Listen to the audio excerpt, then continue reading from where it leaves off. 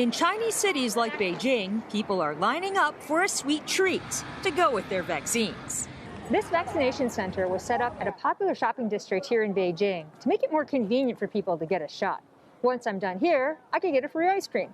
Whether it's free McDonald's soft serve, Legos, or discounted meals, China is encouraging giveaways to coax more of its 1.4 billion people to get vaccinated. Once you get your vaccine, you're handed these coupons. They're good for any of these restaurants nearby the center.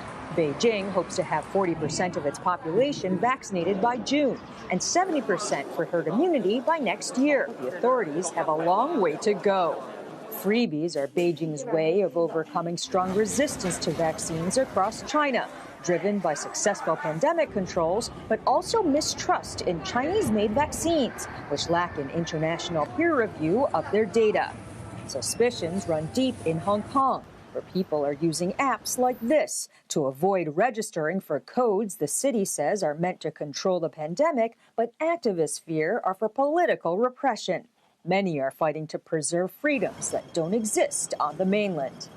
Back in Beijing, the government is also using shame tactics. Buildings are color-coded with green, yellow, and red posters to reflect how many people inside complied. Shops have started putting up government-issued signs to show their customers that their staff are being vaccinated. At this store, 90% got the jab.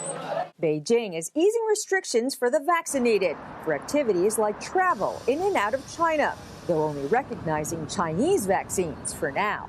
Some workers here don't seem bothered by the familiar heavy-handed approach if it improves safety overall.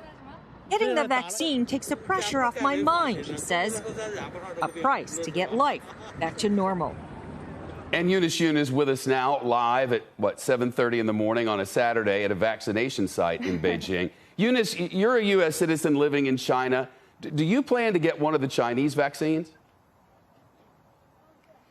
Well, Shep, I don't think I'm going to have much choice.